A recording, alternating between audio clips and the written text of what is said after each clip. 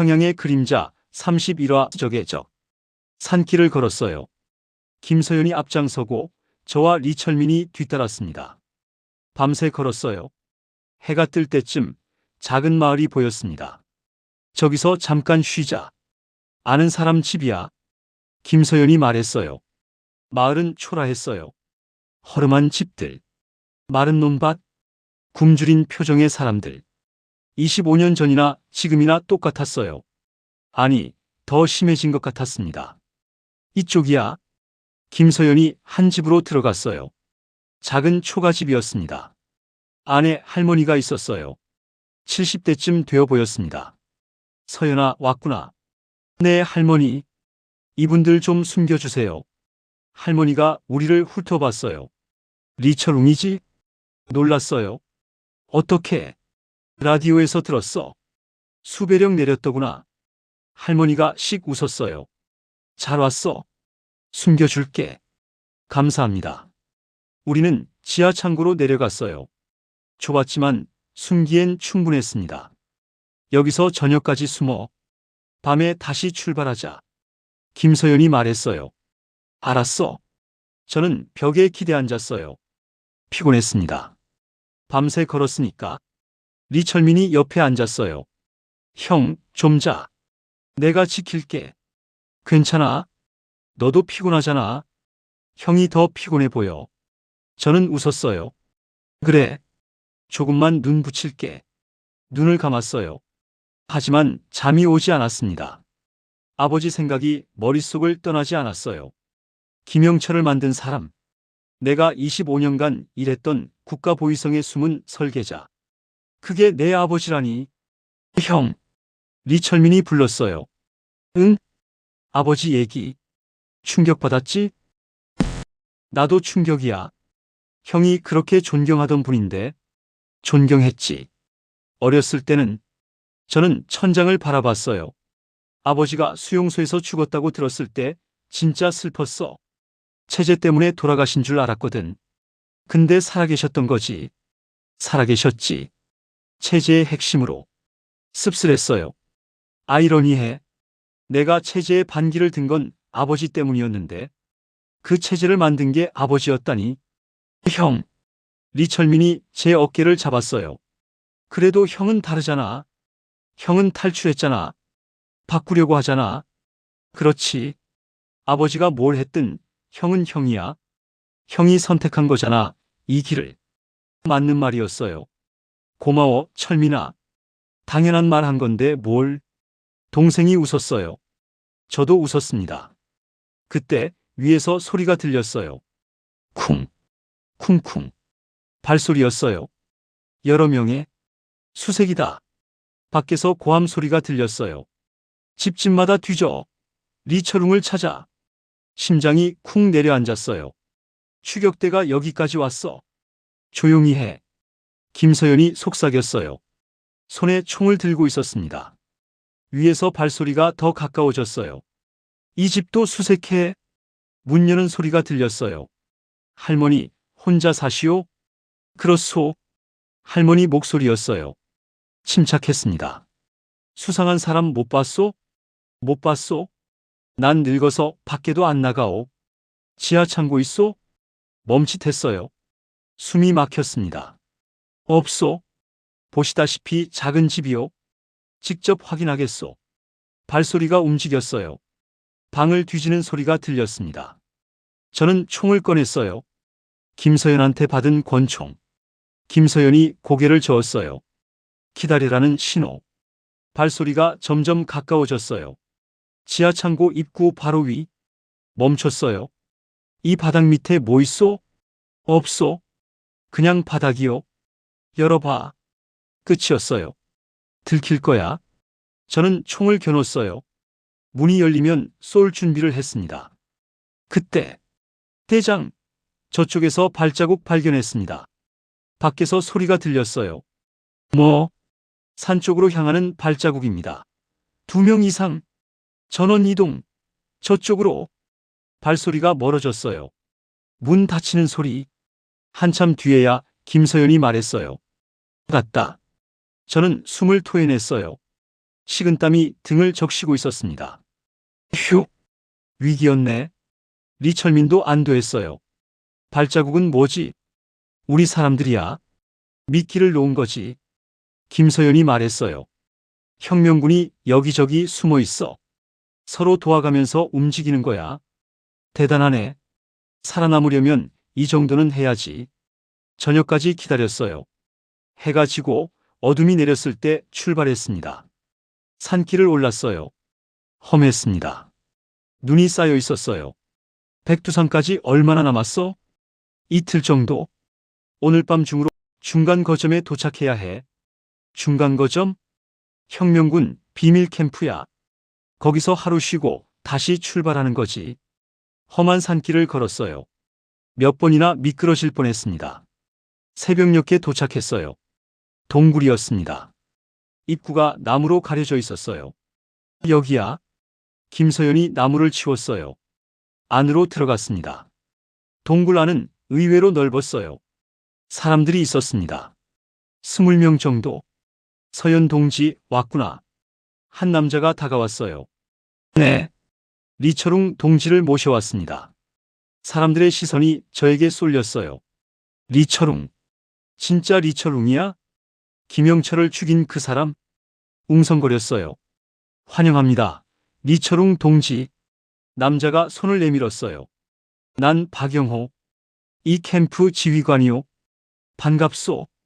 악수를 나눴어요. 식사 준비해드리겠소. 피곤하실 텐데 좀 쉬시오. 따뜻한 대접이었어요. 밥과 국. 단순한 음식이었지만 며칠 만에 먹는 제대로 된 식사였습니다. 고맙소. 아니요. 리철웅 동지가 오신 걸 영광으로 생각하오. 박영호가 말했어요. 동지 덕분에 우리 사기가 올랐소. 김영철을 죽이고 북한 공작망을 무너뜨리고 체제가 흔들리고 있소. 과찬이요. 그냥 가족을 지키려고 한 것뿐이요. 그게 대단한 거요. 가족을 지키면서 체제에 맞섰으니까. 박영호가 웃었어요. 내일 본부로 출발하오. 거기서 지도부를 만나게 될 거요. 지도부? 우리 혁명군 최고 지휘부요. 동지를 기다리고 있어. 다음 날 다시 출발했어요. 이번엔 인원이 늘었습니다. 호위병 5명이 함께 했어요. 하루 종일 걸었어요. 산을 넘고 계곡을 건넜습니다. 저녁 무렵 드디어 도착했어요. 백두산 기슭. 거대한 지하 벙커. 여기가 본부요. 박영호가 말했어요. 안으로 들어갔어요. 군인들이 격려했습니다. 리철웅 동지 오셨다. 사람들이 몰려왔어요.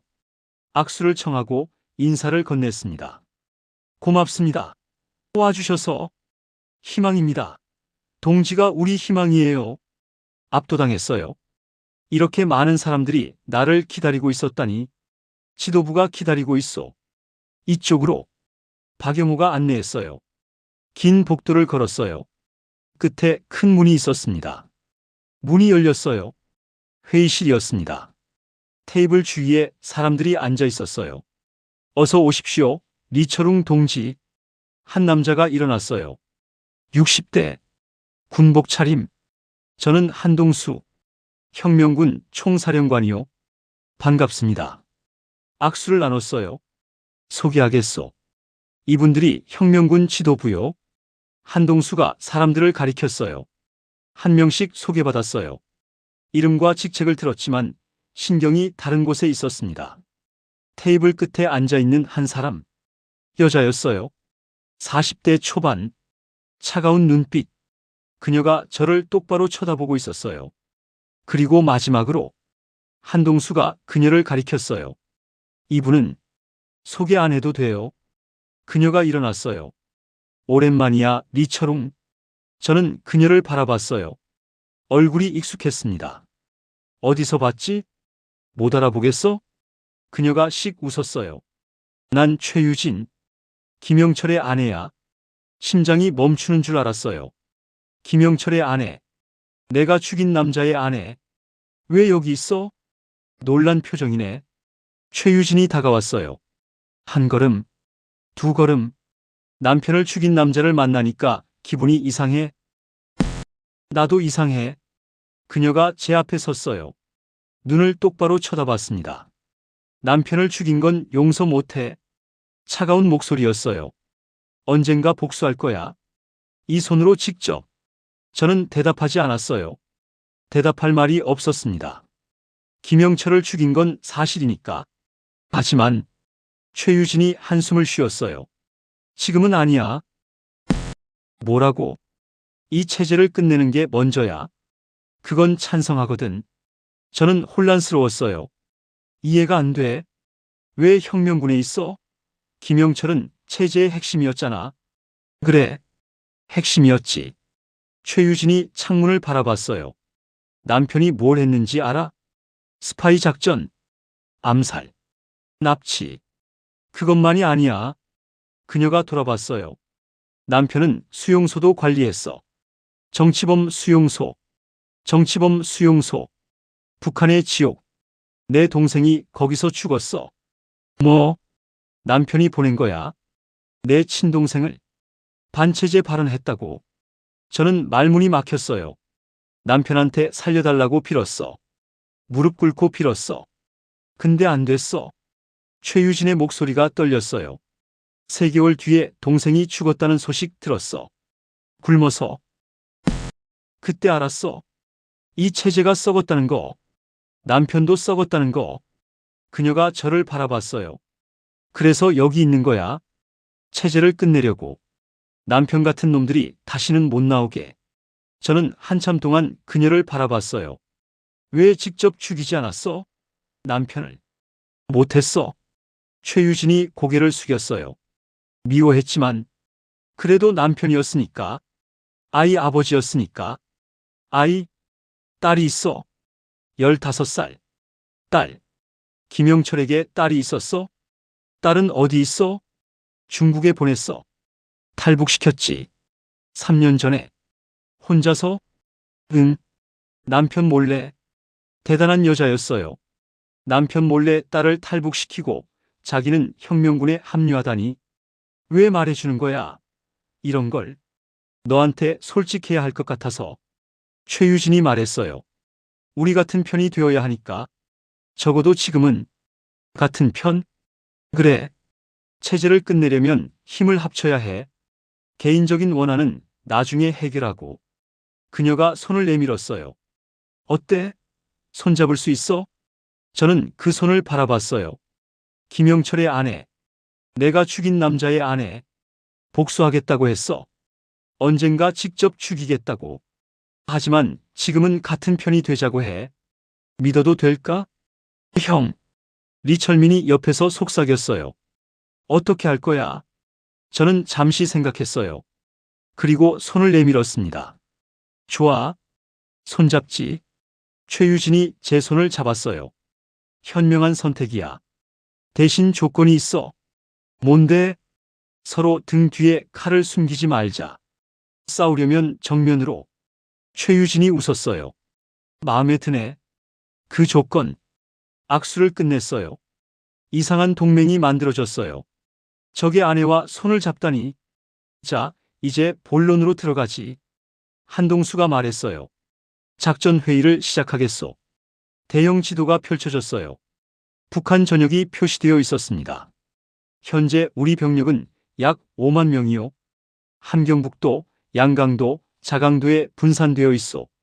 정권군은요? 공식적으로 100만이요.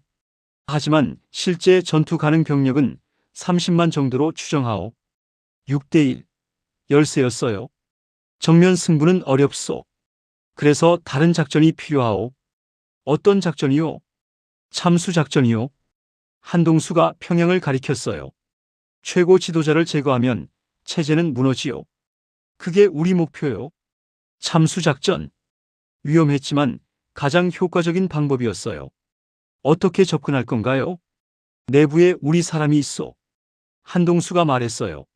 최고 지도자 경호실에. 경호실에요? 그래요. 그 사람이 길을 열어줄 거요. 저는 놀랐어요. 누구요? 아직 밝힐 수 없소. 보안 때문에. 이해했어요. 스파이의 정체는 최후까지 비밀이니까. 작전 일시는요? 2주 후. 최고 지도자 생일 행사 때. 생일 행사? 매년 대규모 행사를 하오. 경우가 분산되는 유일한 기회요. 2주. 짧았어요. 그때까지 뭘 해야 하오? 훈련하시오. 그리고 한동수가 저를 바라봤어요. 선봉에 서주시오. 선봉이요? 리철웅 동지가 앞장서면 우리 병사들의 사기가 올라가오. 그게 필요하오. 상징. 또 그 말이었어요. 알겠소. 하겠소. 고맙소. 한동수가 고개를 숙였어요. 리철웅 동지, 우리의 희망이요. 회의가 끝났어요. 숙소로 안내받았습니다. 작은 방이었지만 깨끗했어요. 리철민이 물었어요. 형, 괜찮아? 응. 왜? 김영철 아내 때문에. 불편하지 않아? 불편하지. 저는 솔직히 말했어요. 근데 어쩔 수 없잖아. 지금은 힘을 합쳐야 해. 믿어도 될까? 모르겠어. 하지만 저는 창문을 바라봤어요. 밖에 눈이 내리고 있었습니다. 적어도 그녀는 솔직했어. 복수하겠다고, 언젠가 죽이겠다고. 숨기지 않았지. 그게 더 무섭지 않아? 솔직한 적이 숨어 있는 적보다 나아. 리철민이 한숨을 쉬었어요. 형은 참 대단해. 뭐가? 아버지한테 배신당하고 적의 아내랑 손잡고. 보통 사람이면 무너졌을 텐데. 무너질 시간이 없어.